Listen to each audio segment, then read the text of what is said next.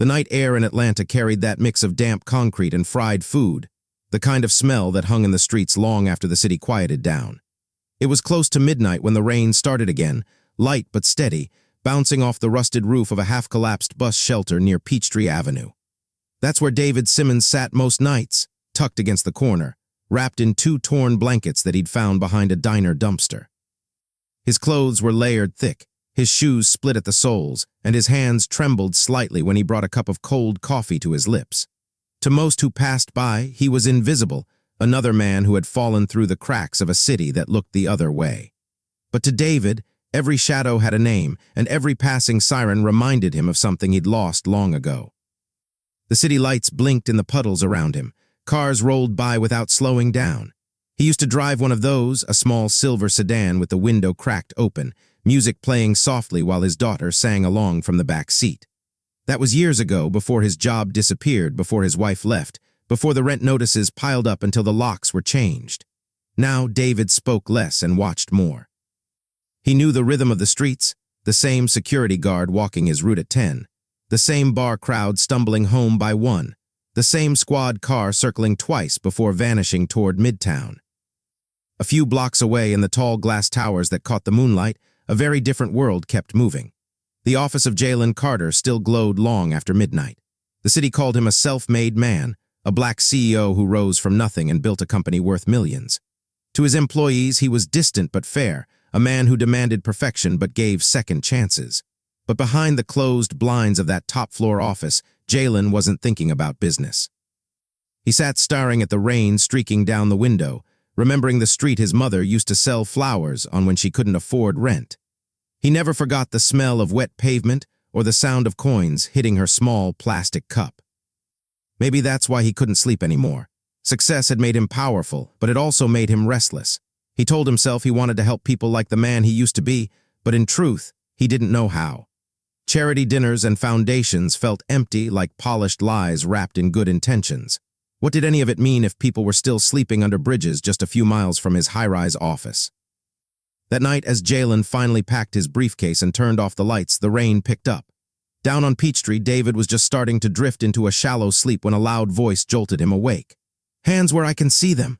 2 police officers approached fast, flashlights slicing through the dark. David blinked, confused, his hands rising slowly. One of the officers was already calling something into his radio. The other had a picture in his hand, grainy, black and white. "We got him," the younger cop said, stepping closer. "Matches the description." David tried to speak, but his throat was dry. "What description? I didn't." "Don't move." The words hit hard, sharp as the cold metal of the cuffs that followed. Within minutes, his blanket was kicked aside, his bag emptied onto the wet sidewalk, 2 socks, an old photo, a few coins. They didn't care. To them, he was another faceless man who looked like someone who had done something wrong. By the time they shoved him into the back of the cruiser, the rain had turned heavy, washing away the chalk marks from an earlier protest that read "Justice for All." Through the glass, David's eyes stayed fixed on the city lights fading behind him. He didn't fight. He just sat there, silent, soaked, and staring at his reflection in the window. In another part of the city, Jalen stopped at a red light. The wipers brushed away the rain in slow, steady arcs. For a moment, his eyes caught sight of a police car speeding past in the opposite lane. He wouldn't remember that moment until later, wouldn't know that inside that car was a man who once worked in the same warehouse he did years ago. 2 men from the same beginnings, now worlds apart. The storm grew louder that night. It filled the gutters and drowned the sounds of what was happening, the booking room echoing with questions David didn't understand, the fingerprint ink pressed into his skin, the hollow slam of a cell door. He tried to tell them they had the wrong man, that he'd just been sleeping, but his words fell into the same silence he'd lived in for years. Outside, the city kept shining. Neon lights flickered against wet glass, laughter spilled out of bars, and high heels clicked across puddles as if the world hadn't just taken another innocent man and locked him away. For Jalen, the night would end with another restless sleep. But something, maybe the sound of sirens, maybe the unease he couldn't shake, would keep him awake long enough to feel it. That quiet pull of fate, whispering that something was wrong. Something that would soon pull him into a story he never expected to be part of, one that would test everything he thought he knew about justice, power, and what it really means to be free. The holding cell smelled like bleach and metal. David sat on the cold bench, his hands still cuffed, his mind racing in short, broken thoughts. He kept repeating the same thing, "I didn't do anything," but his voice came out weak, like he didn't believe it anymore. Every time he tried to explain himself, the officers either ignored him or smirked. They'd already made up their minds. To them, he fit the story, a homeless black man caught near the scene of a robbery gone wrong. They said a woman had been attacked near an alley by the train station, her purse stolen, her head struck. Witnesses described a tall black man in a dark hoodie. That was it. No clear face, no video footage, just a shadow and a convenient target. David's hoodie was wet, dark, and cheap. It didn't matter that dozens of men wore the same thing that night. At the precinct, Detective Mark Dillard looked over the report with tired eyes. He'd been on the force for 15 years and he'd seen this same kind of arrest more times than he could count. "Homeless, no ID, no alibi," he muttered, rubbing his temple. His partner, Officer Jenkins, stood by the door, arms crossed. "He matches the description, Mark. The woman was tall, black, late 40s, that's him." Mark didn't answer. Something about it felt too clean, too easy. But he'd learned long ago not to question too much. Not when the department was already under pressure for a string of unsolved assaults downtown. They needed a name, a face, and David Simmons was unlucky enough to have both. While David sat in silence across town, Jalen Carter was meeting with his board of directors. The company, Carter Innovations, was preparing for its biggest deal yet, a multi-million-dollar partnership with a global tech firm. Every suit around the table smiled when Jalen spoke, but behind those smiles were whispers of doubt. Some of the board members didn't think he belonged there. They saw his calm tone as arrogance, his confidence as a threat. One of them, a man named Richard Cole, had been quietly trying to push Jalen out. Richard believed he should have been the one sitting at the head of the table, not a man who, in his words, didn't come from the right circles. He hid his resentment well, but Jalen could feel it. The room was polite, professional, but under the surface it was war. Every move Jalen made was watched, judged, and twisted into something it was. That morning, Jalen's assistant showed him a news headline: "Homeless suspect arrested in Midtown assault." Normally, he wouldn't have noticed headlines like that came and went. But this time, something made him stop. The photo attached was grainy but familiar. He zoomed in. The man's face, bruised, tired, confused, pulled something deep out of him. He recognized him, not immediately, but soon enough. It was David Simmons, the same man who'd worked the warehouse job Jalen had when he was 19. Back then, David was older, quieter, always humming gospel songs while stacking boxes. He was one of the few who encouraged Jalen to go back to school, telling him, "You got something in you, boy, don't waste it here." Jalen hadn't seen him since, and now here he was on the news in cuffs, accused of a crime that didn't sound like him at all. He sat back in his chair, the meeting continuing without him. The words of his board members blurred into noise. Something about this didn't sit right. He knew what it meant to be looked at like you didn't belong, like you were already guilty of something you didn't do. Over the next few days, tension built everywhere. For David, it was the slow grind of injustice, the way the guards laughed at him, the way the lawyer assigned to him barely looked up from his phone. The lawyer's name was Bruce Thompson, a public defender who had too many cases and not enough time. He told David that things didn't look good. "The victim picked you out of a photo lineup," he said flatly. "There's no video, but eyewitness ID holds weight. You could be looking at 5 years minimum." David's voice cracked. "I wasn't there. I was sleeping under the shelter by Peachtree." Bruce sighed, "And who can confirm that?" No one. That was the truth. David had lived so long without anyone to vouch for him that even his innocence sounded empty. Meanwhile, Jalen started asking questions. He called an old contact, a journalist named Naomi Price, who'd made a career exposing corruption in the city's police department. He told her about the arrest, the lack of evidence, and the man's name. She hesitated. "You know what you're getting into, right? If this goes wrong, you'll be painted as interfering." "I don't care," Jalen said. "I just want to know the truth." The deeper they dug, the messier it got. The arresting officer, Jenkins, had a history of misconduct complaints. 2 of his past cases had been thrown out for lack of probable cause, but the department had kept him on. Naomi found out that the robbery victim had changed her statement twice. First, she said her attacker wore a black hoodie. Then she said it might have been navy. By the end of the week, Jalen had trouble sleeping again. He'd visit the police precinct quietly, pretending it was business. He saw David once sitting behind the glass, thinner than he remembered, his eyes full of disbelief. They locked eyes for just a second before the guard pulled the curtain. That look stayed with Jalen. It wasn't guilt he saw there, it was fear. The pressure on Jalen's life didn't stop there. Word spread through the company that he was sticking his nose in street business. Richard Cole was the one spreading it. "He's risking the company's image," Richard told investors over drinks. "He's letting his emotions cloud his judgment." But Jalen didn't back down. He started funding a quiet investigation through Naomi's contacts. He wanted proof, real proof, that the police had the wrong man. David, on the other hand, was reaching his breaking point. Nights in jail blurred together. He could hear fights down the hall, shouts echoing through the concrete. Every day he replayed the night in his head, the rain, the sudden flashlights, the sound of his coffee cup hitting the ground. The fear had turned into anger now. He started thinking that maybe this was just how the world worked. Some people had power and others were meant to suffer for it. There were moments when he thought of giving up, of just saying he did it to make it stop. But then he'd remember his daughter, the last time he saw her in a small park, handing him a sandwich before she left with her mother. "Don't give up, Daddy," she had said. The memory of that voice kept him from collapsing.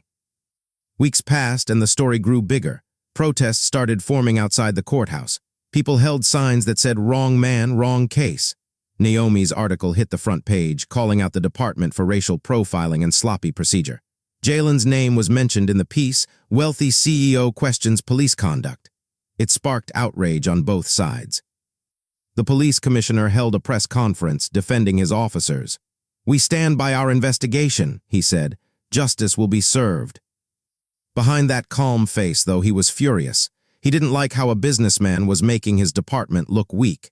He told Jenkins and Dillard to wrap it up, get a confession, make it airtight. Inside that small gray room under bright lights, David sat with both hands flat on the table. Jenkins leaned over him. "We know it was you," he said. "Just say it, you'll get less time." "I didn't touch that woman," David said quietly. Jenkins slammed his hand down. "You think anyone's gonna believe you? You don't even have a damn address." Mark Dillard stood back watching. Something inside him twisted. He didn't like this. The man's eyes, the way they shook, the way they pleaded, told him this wasn't right. But Dillard had a mortgage, 2 kids, and a captain who wouldn't forgive another insubordinate report, so he stayed quiet. That silence cost more than he knew. As Jalen pushed further, things started turning dangerous. His office was vandalized one night, spray-painted words across the glass. "Stay in your lane." His assistant found it first, panicked, but Jalen just stared at it. He knew it wasn't random. Someone wanted to remind him that power had limits. Still, he couldn't stop. He started showing up at the courthouse, sitting quietly in the back row. He listened to the hearings, the testimonies that twisted facts into fiction. The prosecutor called David a danger to the community, describing him as a career drifter. Jalen clenched his jaw through it all. And slowly, Naomi uncovered something darker, surveillance footage that police had claimed didn't exist. It showed another man leaving the alley minutes after the attack, his face half hidden, his gait distinct. He wasn't tall like David. He was shorter, heavier. The footage had been logged but never submitted. The discovery changed everything. But before it could go public, Naomi's car was broken into, her hard drive gone. She called Jalen from a payphone, her voice shaking. "They're trying to bury this," she said. "If we're not careful, they'll bury him too." By then, Jalen's world was unraveling. Investors pulled out, his board questioned his leadership, and his personal security detail warned him he might be being watched. But he didn't stop. Somewhere deep down, he knew, if he walked away now, he'd be no different from those who looked the other way when he was growing up. David sat in his cell that night, listening to the rain again, the same sound that started it all. He didn't know that far above the city, a man who once owed him a kindness was fighting to bring him home. He didn't know that evidence proving his innocence existed, hidden behind power, lies, and fear. The city outside kept moving as if nothing was happening. But inside both men, something had already changed. David's hope was hanging by a thread, and Jalen's belief in justice was beginning to crack. The system was bigger than either of them, but both were about to find out just how far it would go to protect its own. And somewhere in the dark, the truth was still waiting, heavy, dangerous, and ready to destroy whoever tried to uncover it. The night it all came to a head was one of those muggy Atlanta evenings that felt too heavy to breathe. The sky had been threatening rain all day, and by sunset, thunder rolled in the distance like a warning that no one paid attention to. Jalen sat in his car outside the courthouse parking lot, fingers drumming on the steering wheel, watching the doors through the drizzle. He hadn't told anyone where he was going. Naomi had called him an hour earlier, her voice low and shaking. "I got the footage again." Not just a clip this time. Full video. It proves David wasn't there. Meet me in person, no phones. Something in her tone chilled him. She didn't sound like a reporter chasing a lead. She sounded scared. He agreed to meet her by the storage unit she rented near the edge of town. It was where she kept her backup drives, a place no one else knew about. David, meanwhile, sat in the county jail, staring at the ceiling. His trial was only days away, and the guards had been whispering about a plea deal, 20 years, maybe less, with good behavior. He tried to stay calm, but his mind felt like it was slipping. Every night he dreamed of his daughter calling out for him, and every morning he woke up with her name on his lips. He didn't know what was happening outside those walls, that someone was risking everything to save him. When Jalen arrived at the storage lot, the air was thick with humidity and the faint smell of gasoline. The sky flashed white every few seconds, thunder rumbling behind it. Naomi's car was parked near the back, lights off, the driver's door slightly open. Jalen felt a prickle of unease crawl up his neck. He got out slowly, his shoes crunching over gravel. "Naomi," he called, no answer. He stepped closer. The storage unit door was half open. Inside, the dim yellow light flickered, the kind that buzzed softly, casting long shadows across the floor. He could see her laptop open on a metal table, the video paused on a still frame, the alley the same night of the crime. Another man walking away, not David. "Naomi," he said again, louder this time. Then he saw the blood. It was smeared across the floor near the corner, dark and half-dried. His breath caught in his throat. He rushed forward, calling her name again, his voice breaking. For a second he thought she might have just been hurt, maybe she'd fallen, maybe she'd been attacked and run for help. But then, from the back of the unit, a shadow moved. "Looking for her," a voice said. It was Richard Cole. His suit was soaked through from the rain, his hair matted to his forehead. He held something in his hand, a wrench, glinting under the flickering light. Jalen froze. "What are you doing here?" Richard stepped closer, his smile sharp and cold. "Cleaning up a mess," he said. "You couldn't just leave it alone, could you? You had to make this your crusade." Jalen's stomach turned. "You did this." Richard nodded toward the floor. "She wasn't supposed to dig that deep. None of this was supposed to reach you, but you had to go play hero." Jalen's pulse pounded in his ears. He looked past Richard and saw Naomi lying still behind a stack of boxes, blood on her temple, her body motionless. Something inside him cracked open. "You killed her." Richard's voice stayed calm, almost steady. "You don't get it, do you? You think you're untouchable because you made money, because you sit in boardrooms. You forgot who really runs this city. The people you embarrassed, the cops, the investors, the mayor's donors, they all wanted this to disappear. And you were in the way." Lightning flashed through the doorway, lighting up Richard's face. His eyes were wild now, his breathing uneven. "You want to save your friend? You can't even save yourself." Jalen's heart was racing, his mind spinning. He took a slow step back, but Richard lunged forward, swinging the wrench.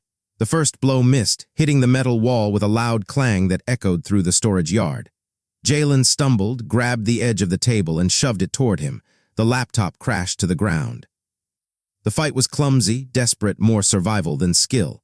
Jalen caught Richard's arm, but Richard was stronger than he looked. The wrench came down again, grazing Jalen's shoulder. Pain shot through him. He grabbed for anything he could find, his hand closing around the camera tripod beside the table, and swung hard. It hit Richard across the jaw, sending him staggering back. For a second, the two men stood there, gasping, lightning flashing between them. Rain started leaking in through the half-open door, the air thick with sweat and fear. "You don't understand what you've done," Richard growled, blood trickling from his lip. "You just destroyed everything." "Maybe it needed to be destroyed," Jalen said, his voice shaking but firm. Richard lunged again. The wrench came down once more. This time, Jalen caught his wrist, twisted hard, and the wrench clattered to the ground. The two struggled, slamming into the wall. Jalen's elbow connected with Richard's chest, sending him reeling. Richard slipped on the wet floor, crashing backward against the table corner. The sound was sickening, a dull, final thud. Then silence. Jalen froze. His breath came in sharp, uneven bursts. The rain outside poured harder now, washing the blood into thin streaks along the concrete. He stared at Richard's body, his mind refusing to believe what had just happened. He hadn't meant to kill him. He only wanted to stop him, to protect himself. But the sight of the man's stillness, the empty eyes, made it real. He sank to his knees, trembling. For a long moment he couldn't move. His thoughts splintered between shock and guilt. Then his eyes fell on Naomi. He crawled toward her, checked her pulse. Nothing. Her skin was already cold. The horror hit all at once, the sound of thunder, the smell of blood and rain, the taste of metal in his mouth. He wanted to scream, but nothing came out. He sat there between two bodies, realizing that justice had turned into something else, something darker. When he finally stood, he was shaking so hard he could barely keep his balance. He stumbled toward the table where the laptop lay cracked but still faintly glowing. The video was still there, the footage that proved David's innocence. He grabbed the hard drive and shoved it into his pocket. Sirens echoed faintly in the distance. Maybe someone had heard the fight. Maybe the rain hadn't been loud enough to cover the noise. Jalen didn't wait to find out. He stepped out into the storm, drenched in seconds, his shirt sticking to his skin. The rain felt like punishment, cold and relentless. He got into his car and just sat there, staring at his reflection in the mirror. Blood on his sleeve, a cut above his eye. His hands are trembling. Everything in him screamed to go to the police to explain what happened. But the truth was too messy. Who would believe him now? A CEO who broke into a storage unit, found a dead journalist, and killed a business rival in the same night. They'd call it rage, revenge, maybe even madness. He drove anyway, not home, not to the police, but toward the courthouse. He needed them to see the video to free David, no matter what happened to him. He kept hearing Naomi's voice from earlier that day. They'll bury him if we don't move fast. As he drove through the rain, the city lights blurred into streaks of yellow and red. He was running out of time. He could already imagine the headlines. CEO found at crime scene. 2 dead, 1 man missing. At the jail, David woke from a restless sleep, his heart pounding for no reason he could explain. Somewhere deep inside, he felt something had shifted, like the world outside was about to break open. And miles away, Jalen sped through the storm, gripping the wheel tighter, whispering to himself, "Hold on, David. Just hold on." He didn't know if he'd make it in time. He didn't know if the truth would save anyone now. But he knew one thing for sure: the line between justice and vengeance had been crossed, and there was no turning back. The rain didn't stop for 2 days after that night. The city seemed to mourn in its own quiet way, streets flooded, the skyline muted under gray clouds. By morning, the headlines were everywhere. 2 found dead in storage lot, tech executive wanted for questioning. The names hadn't been released yet, but everyone already knew. Jalen Carter's car had been seen leaving the scene. Witnesses said he'd looked frantic, blood on his hands, shouting something no one could understand before driving off. Inside the jail, David sat alone when a guard came to his cell holding a folded newspaper. "You know this guy?" the guard asked, sliding it through the bars. David frowned, unfolding it slowly. Jalen's photo stared back at him, the same calm eyes, now shadowed under a headline that called him a suspect. David's throat went dry. "No," he whispered, but his heart said otherwise. He knew him, the boy from the warehouse, the one who'd made it out, the one he told not to waste his life. "Word is he killed somebody," the guard said. "Guess money doesn't buy peace, huh?" He walked off laughing, the sound echoing down the corridor. David stared at the photo until the ink blurred. He couldn't believe it. Not him. Not the man who looked at the world like it could still be fixed. Across the city, chaos spread fast. Naomi's death sent shockwaves through the journalism world. She'd been known for going after corruption, for standing her ground. The footage she'd fought to protect vanished with her, leaving behind questions no one wanted to answer. Online, people called her a hero. The police, however, called her reckless. They released a statement suggesting she'd been meeting a confidential source when things turned violent. They didn't mention Richard Cole, not at first.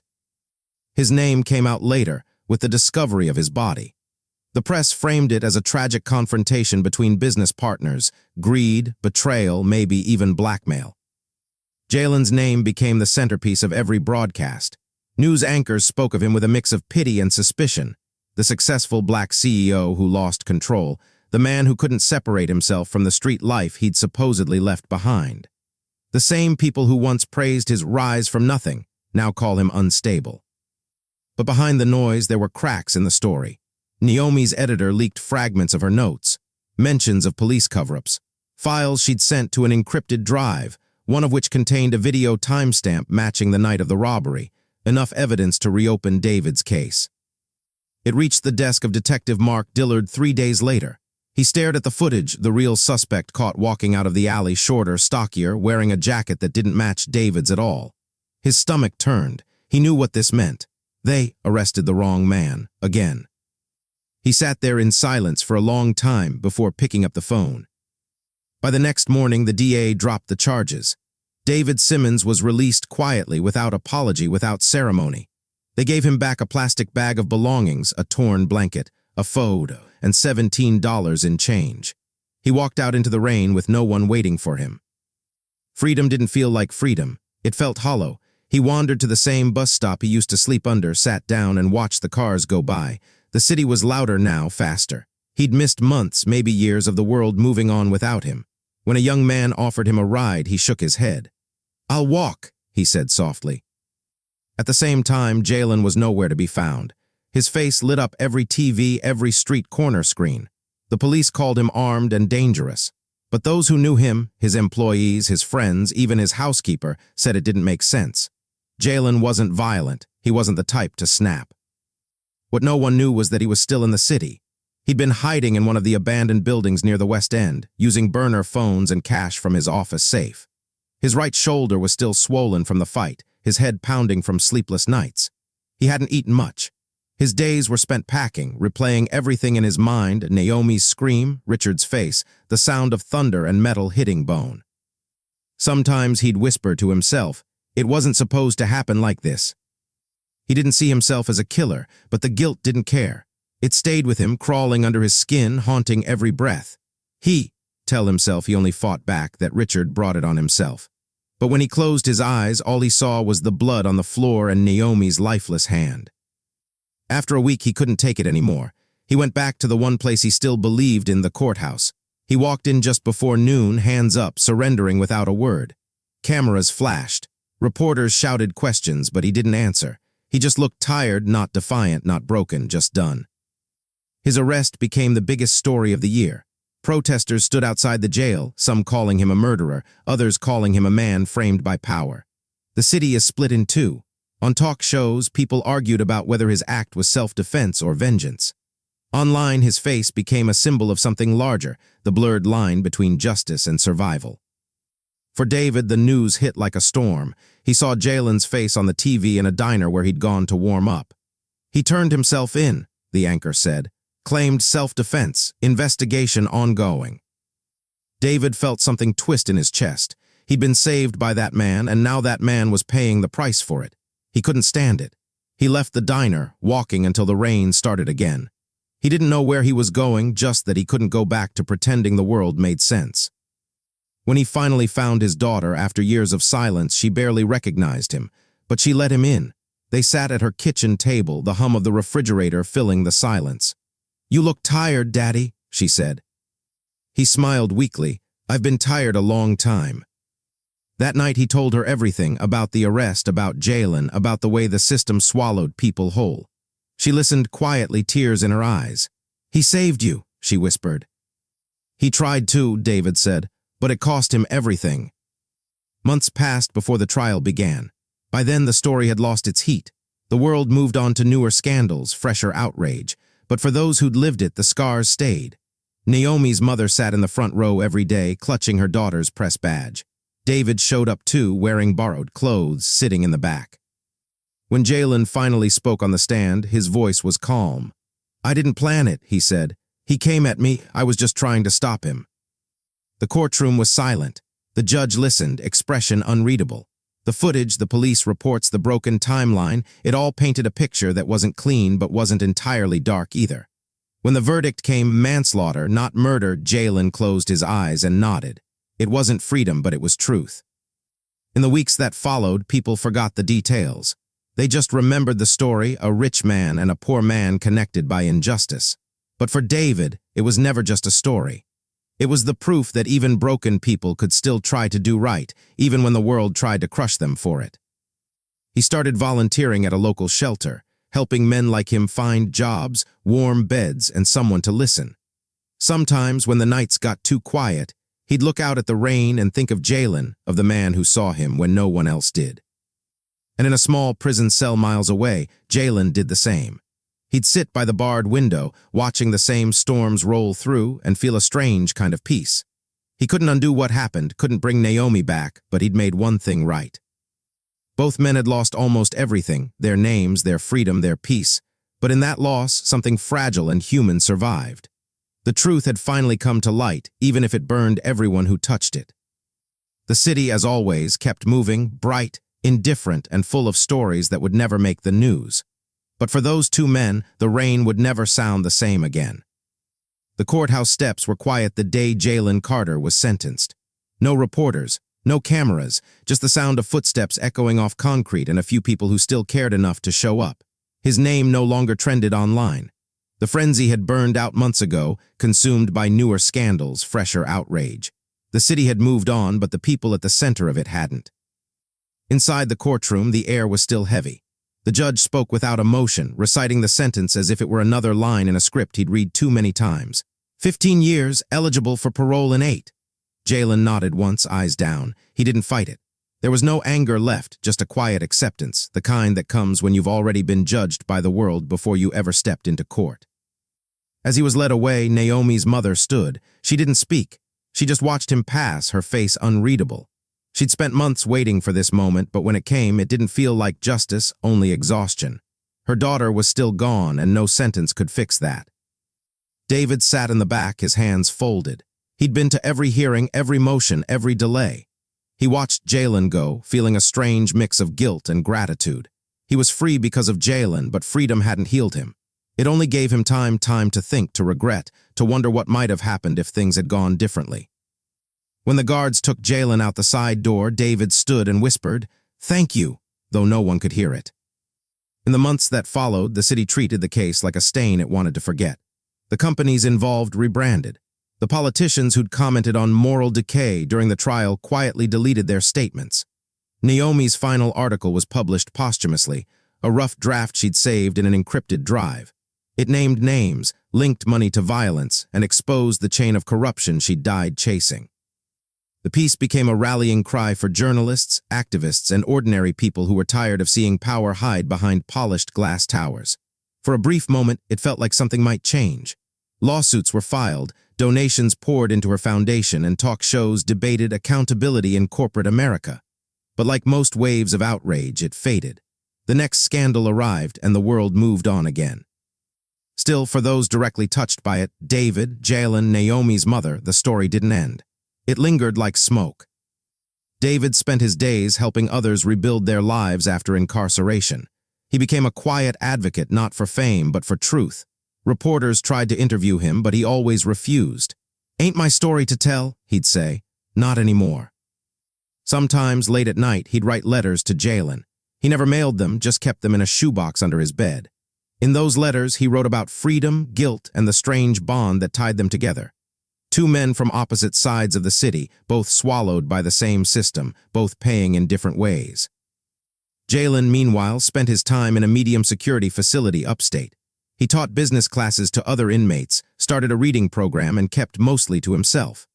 The guards said he was polite, quiet, the kind who didn't cause trouble. Some saw him as a fallen hero, others as a cautionary tale. But Jalen didn't care about labels anymore. He wrote once to Naomi's mother, a simple, handwritten apology. He didn't ask for forgiveness. He just told her the truth, that he never meant for it to happen, that he still heard her daughter's voice in his dreams. She never wrote back, but she kept the letter.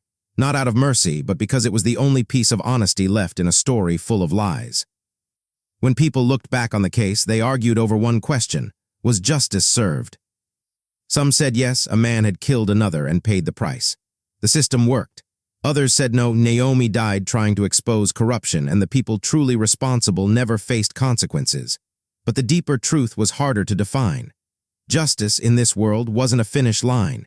It was a trade, a fragile balance between truth and survival, between law and morality. For Jalen, justice wasn't about the verdict. It was about owning his part in the story, not as a savior, not as a victim, but as a man who made choices that couldn't be undone. For David, justice was learning to forgive himself for surviving, and for Naomi's mother, it was the realization that revenge could never replace her daughter's voice. The tragedy wasn't that lives were lost. It was that everyone involved had been trapped by systems too large to fight. Poverty, power, race, greed, all threads in the same web. The crime was only the spark. The real fire had been burning for decades. The case left an imprint on the city's conscience.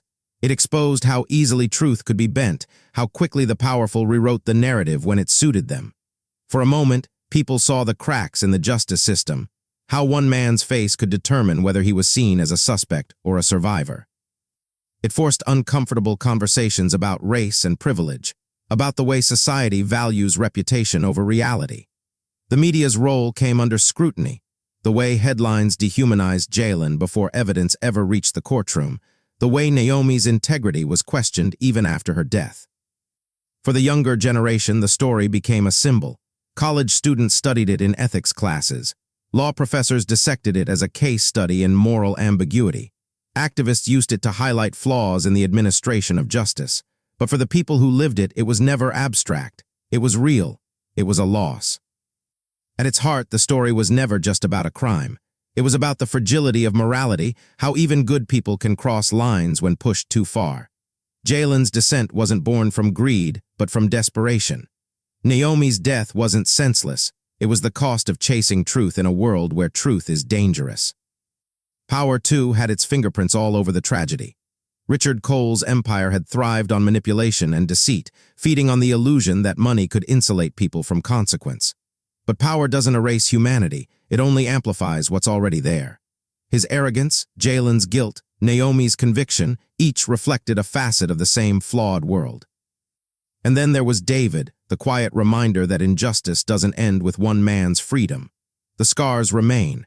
The system doesn't heal overnight, but within him there was also something else, resilience. The idea that redemption isn't about erasing the past, but confronting it. Years later, long after Jalen's name had faded from the news cycle, a journalist published a small feature titled "The Men the City Forgot." It told of a man who taught business classes in prison, a homeless ex-con who became a mentor, and a reporter whose story outlived her. The piece didn't go viral. It wasn't shared widely, but for those who read it, it lingered. Because at its core, the story wasn't about villains or heroes.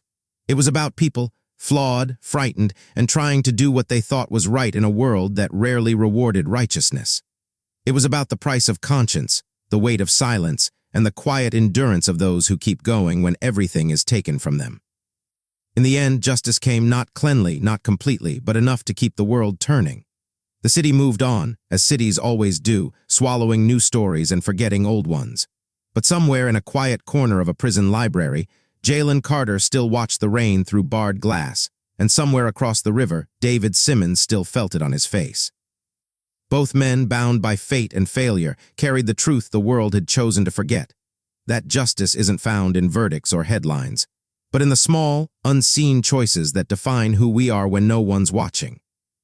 And perhaps that more than anything was the real conclusion, that in a world obsessed with guilt and innocence, the hardest thing to understand is that sometimes we are all both.